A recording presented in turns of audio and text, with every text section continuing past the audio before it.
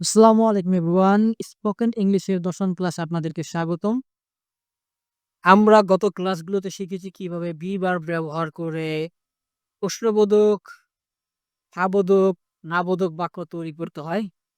ঠিক তেমনি আজকের ক্লাসে আমরা শিখব বি ভার্ব ব্যবহার করে কিভাবে প্রশ্নবোধক বাক্য তৈরি করতে হয় এবং সেই বাক্যগুলো থাকবে ভবিষ্যৎকাল। তো চলুন শুরু করা যাক। তো এখানে আমি একটি সংজ্ঞা দিয়ে দিয়েছি আপনাদের বোঝার জন্য। এইগুলো আসলে না জানলেও চলবে। শুধুমাত্র বোঝার জন্য আমি দিয়ে রাখছি। এখানে দেখুন, রিভার্ব ব্যবহার করে ফিউচার ইন্টারোগেটিভ সেন্টেন্স হলো এমন বাক্য যেখানে ভবিষ্যতে কোনো ঘটনা ঘটবে কিনা তা জানতে প্রশ্ন করা হয়। এই বাক্যগুলো সাধারণত উইল প্রথমে বসে, তারপর সাবজেক্ট, তারপরে বি বসে এবং শেষে বাক্যের বাকি অংশ থাকে। এখানে দেখতে পাচ্ছেন আমি একটি স্ট্রাকচার দিয়ে রাখছি। আপনারা এই স্ট্রাকচারটি ফলো করলেই বুঝতে পারবেন কিভাবে বাক্যগুলো তৈরি করতে হয়। তো নিচে চলে আসুন। বরাবরের মতো আপনাদের প্র্যাকটিস করার জন্য আমি সাবজেক্ট প্লাস verb দিয়ে কিভাবে বাক্য তৈরি করে প্রশ্ন তৈরি করতে হবে সেটাও দিয়ে রাখছি। তো এখানে কিন্তু ঐরকম কোনো জটিলতা নেই। সাবজেক্ট অনুযায়ী কোনো verb চেঞ্জ হবে না, পরিবর্তন হবে না। প্রত্যেকটা সাবজেক্টের সাথে একই verb ব্যবহার হবে। তো আপনারা কি করবেন? আপনারা ঠিক আগের মতোই প্র্যাকটিস করবেন। ঠিক এইভাবে উইল আই বি, আমি কি হব? উইল আই বি, আমি কি হব? উইল ইউ বি, তুমি কি হবে? উইল ইউ বি, আপনারা কি হবেন? উইল হি বি, সে কি হবে? উইল শি বি, সে কি হবে? উইল ইট বি, এটা কি হবে? উইল উই বি, আমরা কি হব? উইল দে বি, তারা কি হবে? তো এইভাবে আপনারা প্র্যাকটিস করবেন। প্র্যাকটিস করতে, করতে যখন আপনাদের ফ্লুয়েন্সি চলে আসবে, তারপরে আপনারা ঠিক অতীতের মতোই এক্সাম্পল সেন্টেন্স এ চলে যাবেন। প্রত্যেকটা সাবজেক্টের সাথে আমি এক্সাম্পল সেন্টেন্স দিয়ে রাখছি। আপনারা যখন এই এক্সাম্পল সেন্টেন্স গুলো বারবার পড়ে ফেলবেন, তখন কিন্তু আপনাদের মস্তিষ্কের ভিতর অটোমেটিক বাক্য গঠনের আইডিয়া চলে আসবে। কখন কিভাবে বাক্য তৈরি করতে হবে সেটা কিন্তু আপনারা বুঝে ফেলবে। তো আপনারা দেখতে পাচ্ছেন আমি ৮ টি সাবজেক্টের আমি ভার্ব ব্যবহার করে তার কোয়েশ্চেন তৈরি করে সেটার ৫ টি করে এক্সাম্পল দিয়ে রাখছি। আপনারা উপরে এইগুলো প্র্যাকটিস হয়ে গেলে, এক কথায় ঠুতস্থ হয়ে গেলে আপনারা নিচে চলে আসবেন।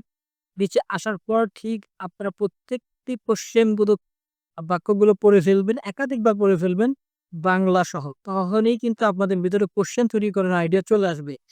ঠিক এইভাবে আপনারা প্র্যাকটিস করবেন। উইল আই বি লেট, আমি কি দেরি করব? উইল আই বি লেট, আমি কি দেরি করব? মানে ভবিষ্যতে কোনো কিছু একটি করবেন কিনা সেটা প্রশ্ন করে জানা। সেই ধরনের ক্ষেত্রে আমরা এই ধরনের সেন্টেন্স স্ট্রাকচার ব্যবহার করে থাকি। উইল আই বি লেট, আমি কি দেরি করব? মানে ভবিষ্যতে আপনি কারো জন্য কি অপেক্ষা করবেন কিনা? কোথাও আপনি আছেন, সেখানে যাওয়ার পরে আপনি অপেক্ষা করবেন কিনা সেটা জানার জন্য কিন্তু আপনারা এইভাবে কোয়েশ্চেন তৈরি করতে পারেন। Will I be late? তারপরে দেখতে পাচ্ছেন will I be at home tomorrow? আমি কি আগামীকাল বাসায় থাকবো? তো আপনি আপনার বন্ধুকে কোয়েশ্চেন করতে পারেন। সে হয়তোবা আপনার বাসায় আসতে পারে। তাই আপনি তাকে আগেই জিজ্ঞাসা করতে পারেন, "আমি কি আগামীকাল বাসায় থাকবো?" তো এইভাবে আপনারা কিন্তু তাকে কোয়েশ্চেন করতে পারেন। তাহলে নিচে চলে আসি। তারপরে you, will you be my friend? তুমি কি আমার বন্ধু হবে? কোয়েশ্চেন করবেন ভবিষ্যতে হবে। তুমি কি আমার বন্ধু হবে? ভবিষ্যতের জন্য। Will you be available tomorrow? আপনি কি আগামীকাল ফ্রি থাকবেন? মানে আপনি তাকে কোয়েশ্চেন করছেন আগামীকাল ভবিষ্যতে কি ফ্রি থাকবেন কিনা? তারপরে চলে আসুন he, will he be at home tonight? সে কি আজ রাতে বাসায় থাকবে? Will he be at home tonight? সে কি আজ রাতে বাসায় থাকবে? Will she be at the party? সে কি পার্টিতে থাকবে?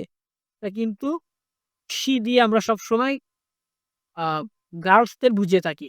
মেয়ে বা মহিলার ক্ষেত্রে আমরা শি ব্যবহার করে থাকি। এটা আপনারা অতীতে অলরেডি জেনে গেছেন। তো প্র্যাকটিসটা কিভাবে করবেন? Will she be at the party?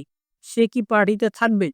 তো এই বাক্যগুলো কিন্তু ব্যবহার করতে, করতে আপনারা আস্তে, আস্তে প্রিপোজিশন এর ব্যবহারগুলো দেখবেন আপনার আয়ত্তে চলে আসছে। কখন আপনারা হ্যাড ব্যবহার করবেন, কখন ইন ব্যবহার করবেন। এগুলো কিন্তু অটোমেটিক্যালি আপনাদের ভিতরে আস্তে, আস্তে চলে আসবে। তারপরে আপনারা প্রিপোজিশন এর ক্লাসে এগুলো ক্লিয়ার হয়ে যাবেন। তো ভবিষ্যতে হয়তোবা আমি গ্রামারের বিষয়ে কিছু ক্লাস নিব, তখন কিন্তু আপনারা ক্লিয়ার হয়ে যাবেন। তারপরে দেখতে পাচ্ছেন will it B A sunny day tomorrow? আগামীকাল কি রৌদ্র উজ্জ্বল দিন হবে?